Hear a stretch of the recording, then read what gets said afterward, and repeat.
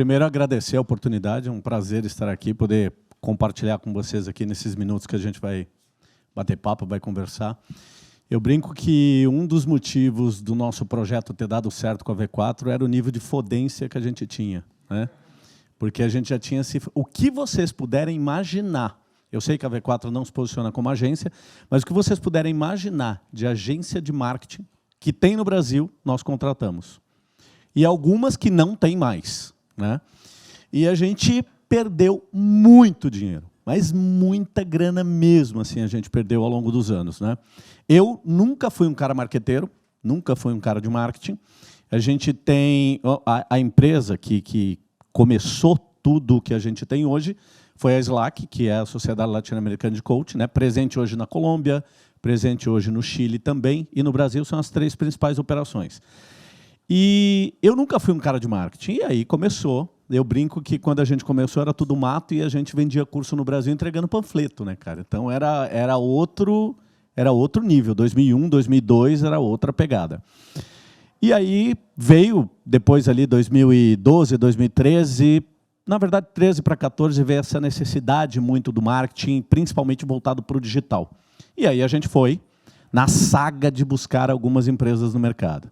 Cara, e assim, foi eita atrás de eita. E perdendo dinheiro, perdendo dinheiro, perdendo dinheiro, perdendo dinheiro. Aí um dia eu me irritei e falei assim, ó, vamos montar um time aqui dentro. Aí foi eita atrás de eita mesmo, né? Porque a gente não entendia de marketing, aí eu tinha copy dentro da minha estrutura, mas a gente montou um puta de um time com 18 pessoas, não era um time pequeno.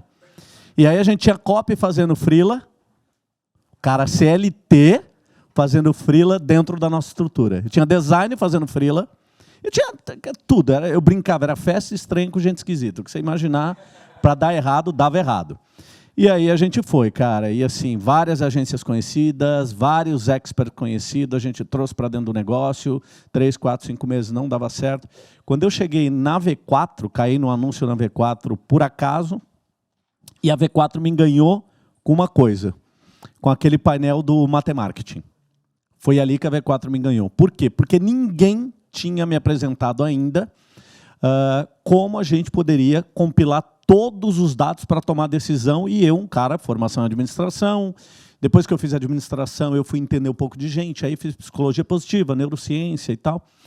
Mas eu sempre com aquele olhar de que a gente precisa ter os dados para tomar boas decisões. Então, com base nos dados, foi ali que a V4 me ganhou. E essa foi uma briga, não sei se você lembra de um call que a gente fez, né? Briga que eu digo no bom sentido, que assim, os primeiros 4 meses com a V4 foram 4 meses extremamente angustiantes. Mas não era nada para quem já vinha sofrendo desde 2014. Então, estava lindo.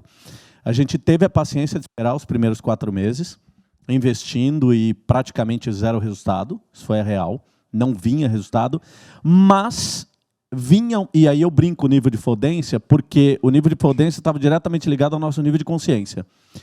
Então eu via que não vinha resultado, especificamente, financeiro, mas vinha uma coisa que eu não tinha tido até ali, que era dado. Então vinha muito dado, vinha muita informação. Eu falava, peraí, então se a gente tiver meio neurônio e souber lidar com isso aqui tem um futuro promissor. E a gente foi colecionando esses dados, e aí mudou completamente. Ele apresentou aqui a Slack, mas a gente tem 2 contratos com a V4. Né? É uma empresa que é SaaS, a gente vende um software, na verdade, e tem a Slack, que é outro negócio, que é a venda de treinamento. E muito complicado a gente conseguir escalar, principalmente no mercado da Slack, porque a gente a gente vende um produto, né, chamado coaching, que eu não sei se vocês sabem, todos vocês já devem ter ouvido essa palavra, mas essa palavra nos últimos 2, 3 anos, especificamente, ela virou motivo de chacota. Ela virou piada, tá? Coaching virou piada.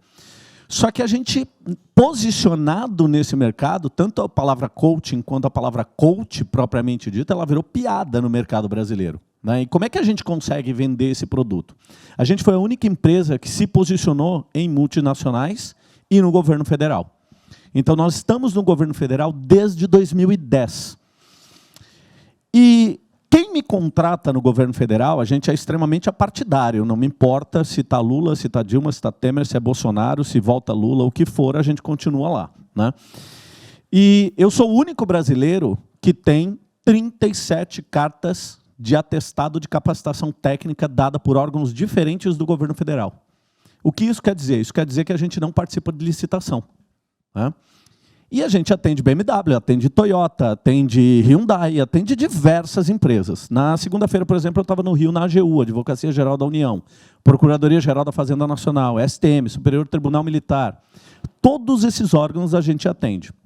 Uma das coisas que eu, particularmente, tenho orgulho de ter participado foi em 2019, os primeiros 6 meses do governo Bolsonaro ali, a gente criou o programa Integra, que foi o programa que integrou todas as pastas que estão abaixo do Paulo Guedes, né? As 11 pastas ali, a gente que fez o Integra, fez o planejamento estratégico e ajudou eles no desdobramento dessas atividades. E por que eu estou contando isso? Porque quando a gente começou com a V4, uma das coisas que eu mais dizia nos check-ins era o seguinte, cara, pelo amor de Deus, não vem com copy cretina. E o que eu chamo de copy cretina, né? A copy no Brasil, ela tomou muito um viés de promessa mirabolante, que na maioria das vezes não faz uma entrega lá na frente. Então eu prometo muito numa copy e não entrego lá na frente. E por conta da nossa reputação, a gente sabe que tanto esse mercado corporativo, dessas multinacionais, quanto o governo federal, se eu começo a ter essas copies cretinas associadas ao meu nome, eu vou ter um puta de um desafio de permanecer no local onde a gente construiu essa história, né, ao longo desse tempo.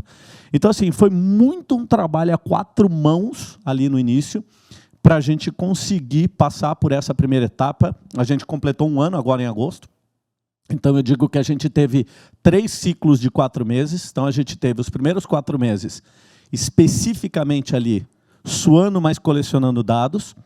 Os próximos, depois, o próximo trimestre, vamos dizer assim, o segundo trimestre, a gente pegou esses dados e começou a tomar decisões mais apuradas, e a gente vem nos últimos 4 meses rampando mesmo, crescendo e retomando tudo aquilo que a gente já tinha feito antes da pandemia, mas agora com muita consistência. O que eu digo hoje é que a gente tem muita consistência baseada em dados para a tomada de decisão, né, em todas as empresas que a V4 está nos apoiando ali. Agora, um ponto importante também é o seguinte, não adianta, isso particularmente, eu estou falando do meu negócio, né? Quais são as principais dores, e eu acho que isso serve, de repente, de insights para vocês, né? A gente teve vários desafios com diversas agências, e eu não boto só a culpa nessas agências. A gente também teve uma parcela de responsabilidade muito significativa. E essa parcela de responsabilidade, ela passa desde a falta de maturidade de marketing, que a gente não tinha, e a gente foi colecionando e desenvolvendo isso ao longo do tempo.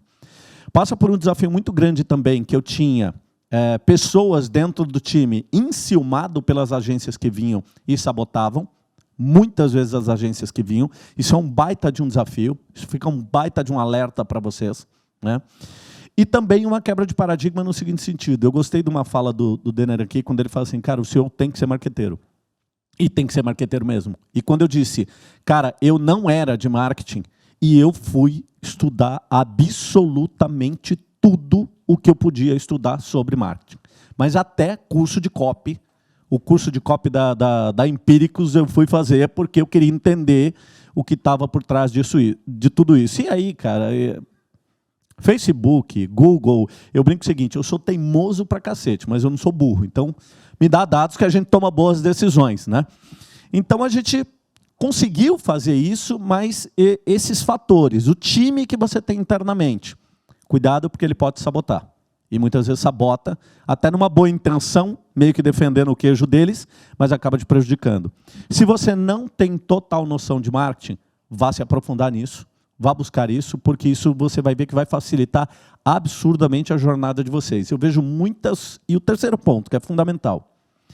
Não terceirize 100% da sua estratégia para a V4.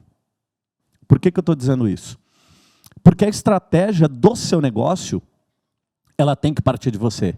A V4 tem que te ajudar a construir a melhor estratégia, mas você tem que, pelo menos 50% daquela estratégia, tem que partir de você.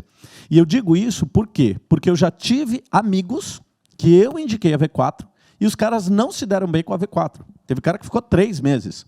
Por quê? Porque o cara achava que ele ia fechar um contrato com a V4, chegar aqui e falar assim, ó, toca aí minha operação, eu não quero nem participar do check-in.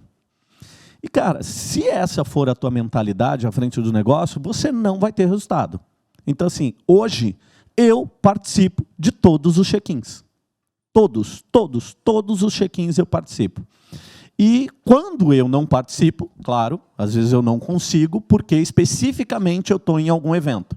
Mas eu coloquei o nosso horário de check-in, dos check-ins, na verdade, porque são 2, né, das 2 empresas, em dias que tem uma probabilidade de 90% de chance de eu estar na empresa em um horário que tem 90% de probabilidade de chance de eu também estar na empresa para acompanhar dado a dado, ponto a ponto, sem contar o que eu infernizo os meninos lá, né, no nosso grupo de WhatsApp, assim, pedindo informação, pedindo dado o tempo todo.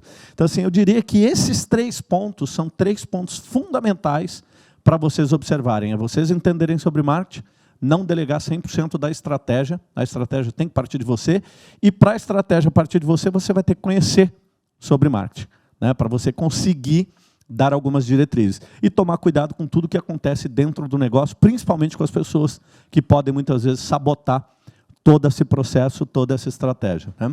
E o momento que a gente está aqui, até eu não o conhecia, né? Conheci semana retrasada, que é o Thiago Reis, conheci semana passada, e vocês já tomaram 2 contratos nossos lá essa semana, tá, Thiago?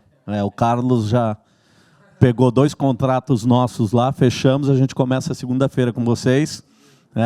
Já me garfaram em 2 contratos lá, a gente assinou essa semana, e aí eu vi na programação que você estaria aqui.